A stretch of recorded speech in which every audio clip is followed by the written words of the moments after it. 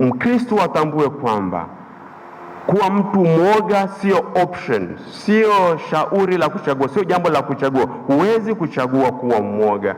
Tunaalikwa, tunasukumwa tuwe watu wajasiri ambao tunapenda kusema ukweli, kusimamia ukweli, kuzungumzia mambo ya haki bila kuogopa, kwa sababu haki, amani ni matunda ya kimungu, hayatengenezwi na mwanadamu, ni matendo ya kimungu. Kwa hiyo muumini yoyote, muumini anayoyote anayemwamini Mungu awe na ujasiri huu wa kusema ukweli, kutaja haki ya mtu kwa jina lake na kusimamia amani katika familia, katika kigango, katika jumuiya, kila mahali, katika parokia zetu, katika majimbo yetu, lakini kwa namna pekee katika taifa letu tukufu.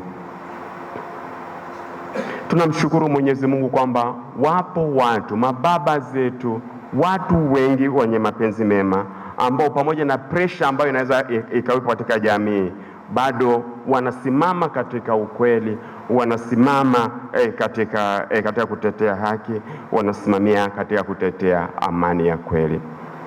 Tuendelee na mtindo huo.